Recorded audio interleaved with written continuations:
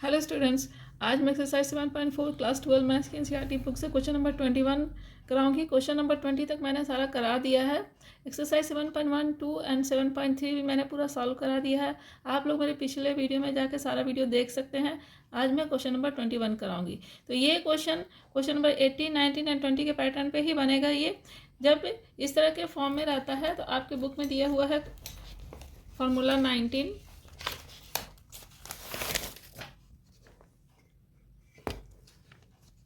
Sorry formula 9। Formula 9 में दिया हुआ है कि जब इस टाइप का क्वेश्चन रहेगा, पी एक्स प्लस क्यू के फॉर्म में जब क्वेश्चन रहता है, तब आप लोग को इस तरह से numerator is equal to a into differentiation of denominator plus b के फॉर्म में सॉल्व करना पड़ता है। उसके बाद इसको कांस्टेंट टर्म और कोफिशिएंट ऑफ एक्स को अलग अलग निकालना पड़ता है। तो चलिए हम लोग इसको कर लेते हैं। ये उसी सेम पैटर्न पे है, 18, 19 एंड 20 के पैटर्न पे है। तो चलिए हम लोग स्टार्ट करते हैं।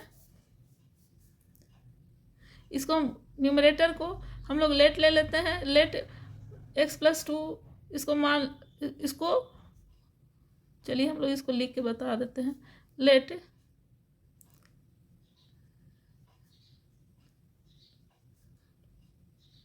Numerator is equal to a into differentiation of denominator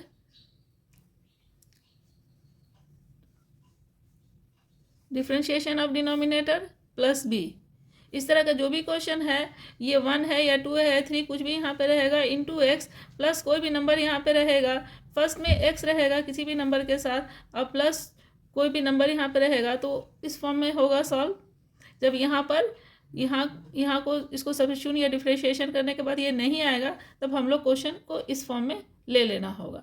ठीक है, मैंने बता दिया कि कब इस फॉर्म में लेना है। अगर सब्स्टिट्यूशन मेथड से हो जाता है, यहाँ पे 2x है, यहाँ डिफ्रेंशिएट करने के बाद 2x, अगर यहाँ 2x रहता तो 2x प्लस 2 यहाँ पे सब्स्टिट्यूशन मेथड अप्लाई हो जाता, मगर यहाँ पे अप्लाई नहीं हो रहा है। तो चलिए हम लोग इसको आसानी से कैसे सॉल्व करेंगे ये देख लीजिए। चलिए अब इस तरह से ले लिए। इसके बाद हम लोग क्या करते हैं,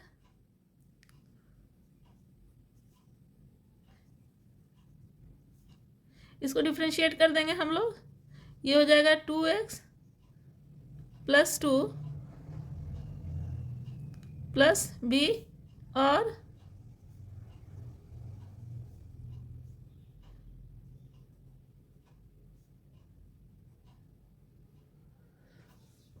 ये आ गया। अब क्या करना है, ये कोफिशिएंट ऑफ एक्स को इससे इक्वेट करना है, और ये कांस्टेंट टर्म को इससे इक्वेट करना है। तो चलिए हम लोग कर लेते हैं।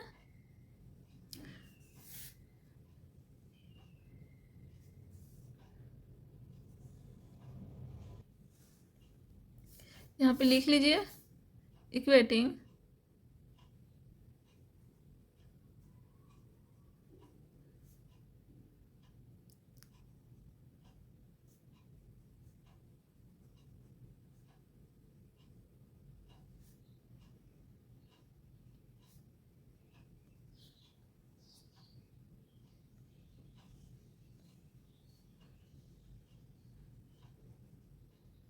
आप अपने लैंग्वेज में कुछ भी लिख लीजिए।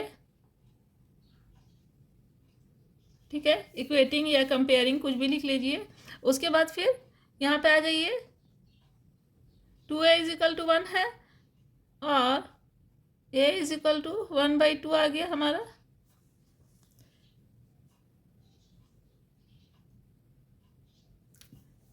ठीक है, अब हम लोग कांस्टेंट टर्म ले लेते हैं।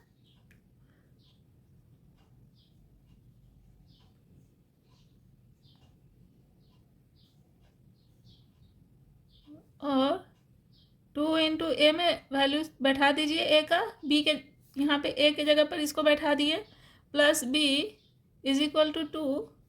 ये चला गया, ये नहीं होगा। यहाँ पे आ जाइए, 2 कैंसिल हो गया, plus b is equal to 2। यहाँ पे बच गया 1 plus b is equal to 2, इतना बच गया। अब इसको 1 इधर ले आएंगे हम लोग, 2 माइनस 1 इज इक्वल टू 1। तो देयरफॉर हम लोग को क्या मिला,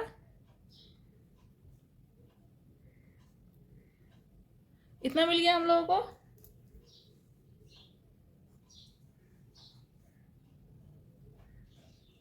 ये मिल गया। अब हम लोगों के पास क्या क्या है, एक ये क्वेश्चन है, इसको 1 मान लेते हैं हम लोग। एक ये क्वेश्चन तो इम्पोर्टेंट है हमारा, इसको इसके जगह पे हम लोग रख देंगे। ये देखिए यहाँ पे ए इतना को यहाँ रख देंगे हम लोग। उसके बाद हम लोग ए सेपरेट करेंगे और ए और बी का वैल्यू उसमें सब्स्टिट्यूट कर देंगे अपने इंटीग्रल में, ठीक है। तो नाउ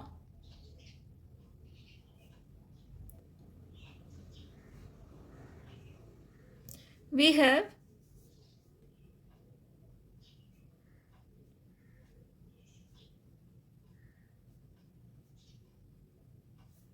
ये कहाँ से आया, फ्रॉम 1,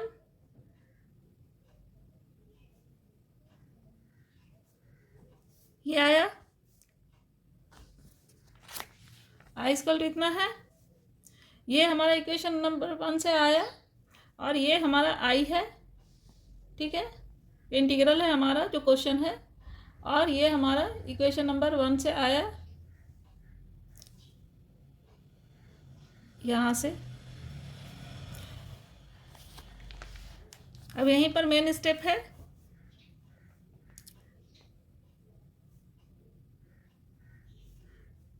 इसके जगह इसको रख दीजिए।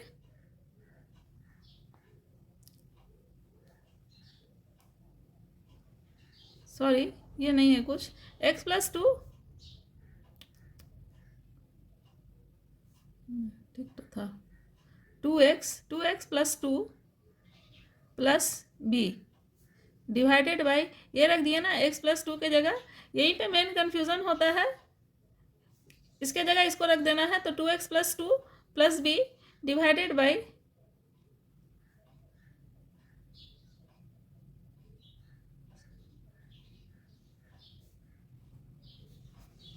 इतना आ गया। अब इसको सेपरेट कर लेंगे हम लोग।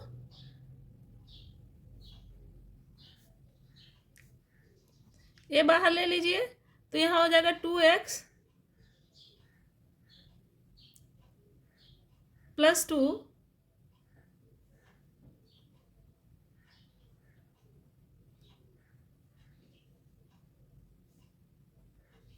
इतना आया। अब इसको भी b बाहर ले लेंगे,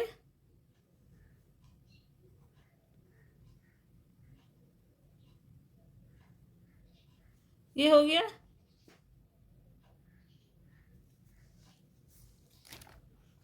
इतना आ गया।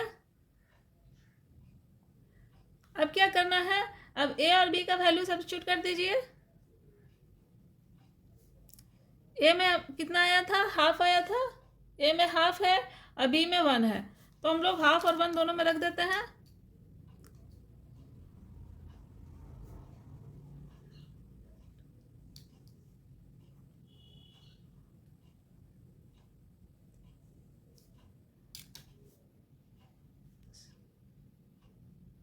यहाँ पे कुछ नहीं है, 1 है, तो हम लोग सीधे dx डिवाइडेड बाई लिख देंगे।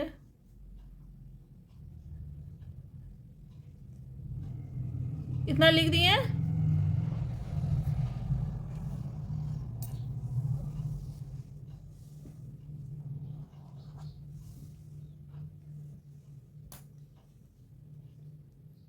ये आ गया। अब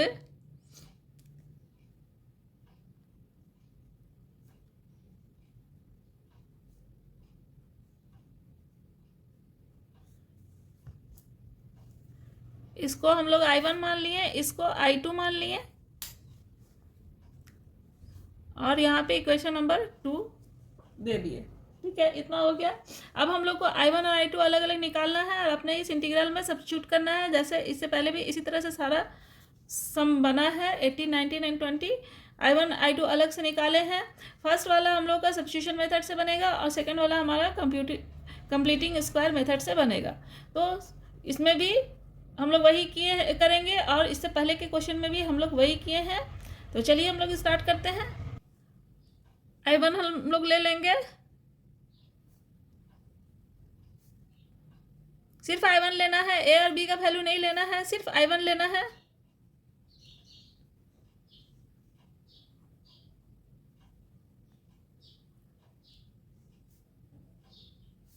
I1 ले लिए, ठीक है।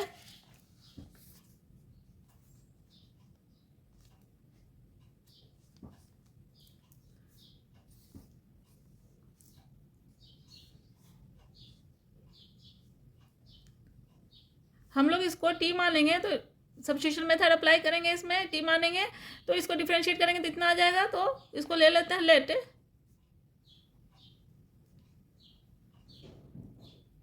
टी हो गया। अब इसको डिफ्रेंशिएट करेंगे तो हो जाएगा 2x plus 2 is equal to d t by d x, और 2x plus 2 d t by d x हुआ, तो 2x प्लस 2 डी एक्स इधर आ गया is equal to d t. हम लोग डिफ्रेंशिएट करते हैं विथ रेस्पेक्ट टू x की डिफ्रेंशिएशन, तो टी का d t by d x हो गया, और डी एक्स हम लोग को इधर ले आए, ठीक है, इसको इधर ले आए, तो ये हम लोग का इतना आ गया। अब इसको हम लोग सब्स्टिट्यूट करेंगे यहाँ पे, तो ये पूरा डी टी हो जाएगा। तो चलिए आई कितना हो गया, I1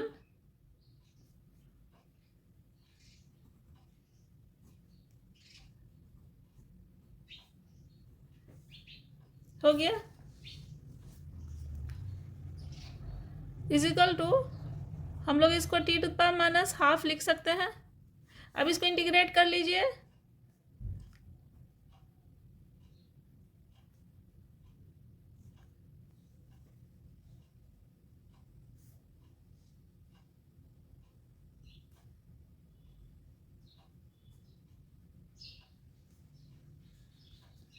यह गया, और I1 इज 2√100t प्लस सी हो जाएगा। अब टी का वैल्यू सब्स्टिट्यूट कर दीजिए, तो I1 हमारा आ जाएगा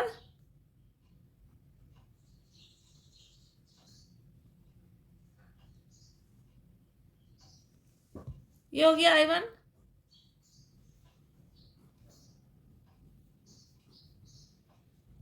यह I1 हो गया। चलिए हम लोग इसी तरह से I2 भी निकाल लेते हैं।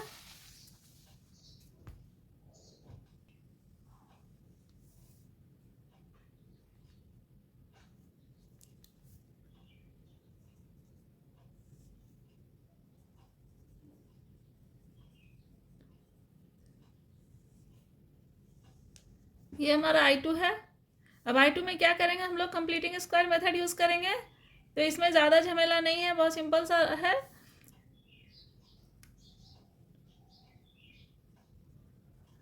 X square plus 2x plus 3 है, तो यहाँ से आपको साफ पता चल रहा होगा एक्स स्क्वायर प्लस 2x,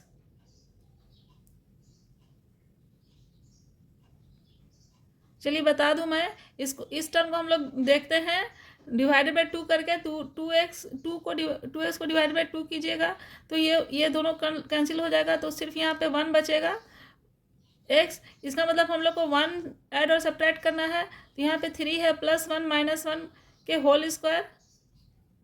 ऐसे ही हम लोग कंप्लीटिंग स्क्वायर चेक करते हैं कि हम लोग को क्या ऐड करना है क्या सब्ट्रैक्ट करना है। एक्स वाले टर्म में हम लोग डिवाइड करके 2 देखते हैं, तो डिवाइड किए तो 1 आया, तो 1 यहाँ पे 1 स्क्वायर माइनस 1 स्क्वायर से ऐड और सब्ट्रैक्ट कर दिए, तो ये वाला फॉर्मूला फॉर्म हो जाएगा x square plus 2x plus 1, और 3 इधर आ जाएगा। तो चलिए हम लोग कर लेते हैं यहाँ पे,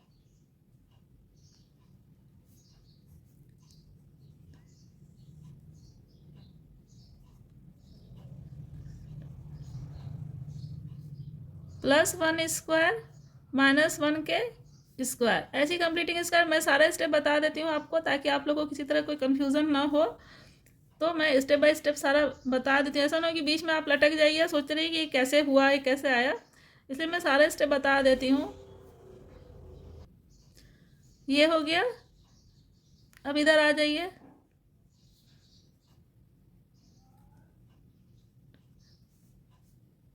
प्लस 1 के स्क्वायर ले लीजिए और 3 को इधर कर दीजिए, माइनस ये 1 हो गया,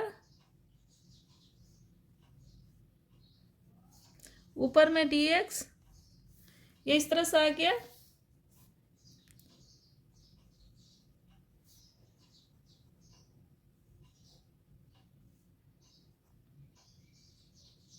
ये हो गया x+1 के होल स्क्वायर +2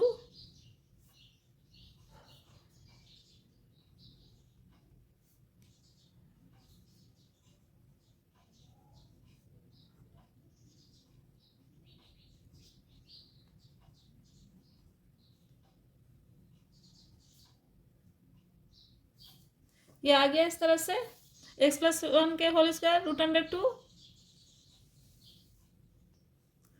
अब हम लोग एक फॉर्मूला है, इसका फॉर्मूला x² माइनस a² का फॉर्मूला आप लोग सब याद कर लीजिएगा, बिना फॉर्मूला याद किए कुछ नहीं होने वाला है।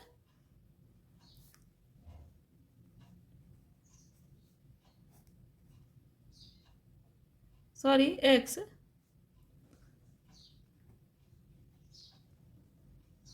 हर जगह टी यूज करते करते हर जगह टी ही याद आता है। आप लोग टी की जगह कुछ और भी यूज कर सकते हैं, ऐसा कोई स्पेशल नहीं है कि टी ही हमको यूज करना है। यहाँ पे इसको हम लोग टी ले लेते हैं,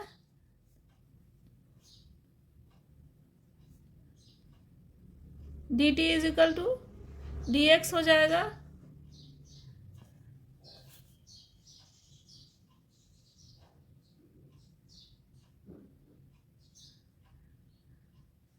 इतना हो गया।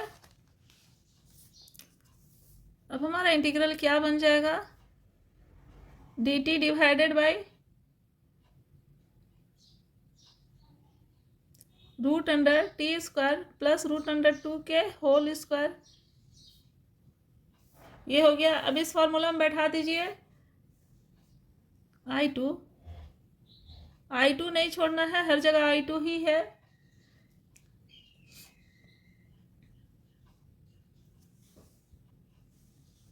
लॉग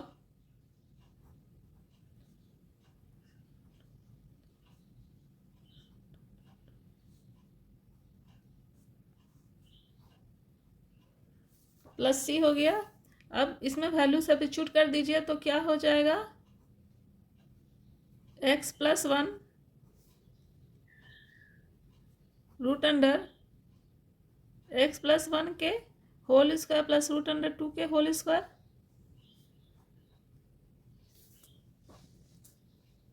इतना हो गया।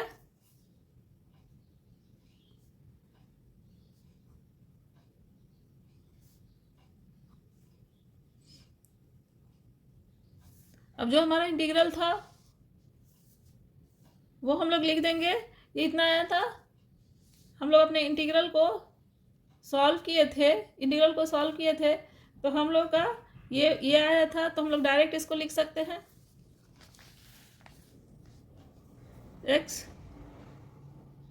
x² plus 2x plus 3 plus सी। ये हो गया। ये हमारा I2 हो गया। ठीक है, अब हम लोग आ जाते हैं अपने क्वेश्चन 2 में।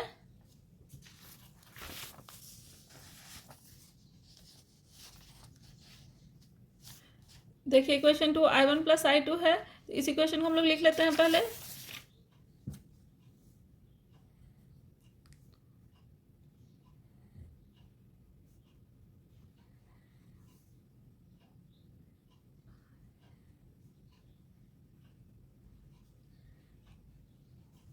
ये हो गया। अब वैल्यू I1 I2 का डाल दीजिए।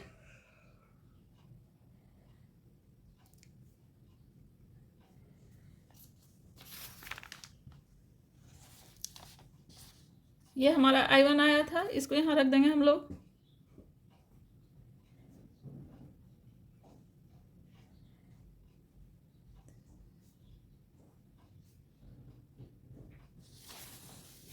अब I2 लिख दीजिए। I2 में लॉग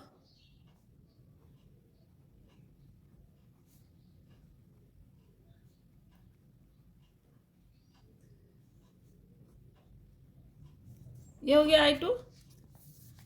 अब हमारा इंटीग्रल क्या हो गया, जो हमारा फाइनल रिजल्ट होगा, ये 2 काट दीजिए।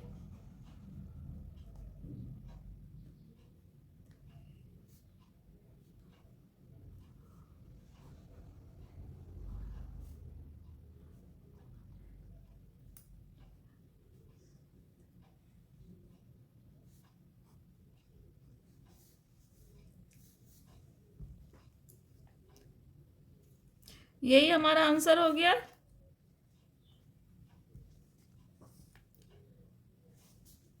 ठीक है, ये क्वेश्चन थोड़ा आसान था। सब क्वेश्चन एक ही पैटर्न पे है, 18, 19 एंड 20 जो भी है सब एक ही पैटर्न पे है। तो स्टेप बाय स्टेप निकालिए सबको। पहले I1 निकाल लीजिए, उसके बाद पहले I1 निकाल लिए हम लोग। इस तरह से बनने के बाद ये इक्वेशन मेन है, ये आ गया। तो I1 और I2 अलग हो गया, जो आसानी से इंटीग्रेट हो जाता है। I1 को आसानी से इंटीग्रेट कर लिए हम लोग सब्स्टिट्यूशन मेथड से, और उसके बाद फिर I2 को हम लोग कंप्लीटिंग स्क्वायर मेथड से सॉल्व कर लिए। कंप्लीटिंग स्क्वायर मेथड से यहाँ पे आया, तो यहाँ पे फिर सब्स्टिट्यूशन मेथड अप्लाई हुआ, जिससे हमारे फार्मूला में फिट हो गया। फिर I1 I2 को इक्वेशन 2 में डाल दिए। फ्रॉम इक्वेशन 2 है, फ्रॉम इक्वेशन 2 इस तरह से आया। ठीक है, चलिए, आप लोग को वीडियो पसंद आया हो तो लाइक और सब्सक्राइब कीजिएगा, और फ्रेंड्स में शेयर भी ज़रूर कीजिएगा। मिलते हैं नेक्स्ट वीडियो में क्वेश्चन नंबर 22 के साथ। तब तक के लिए थैंक्स।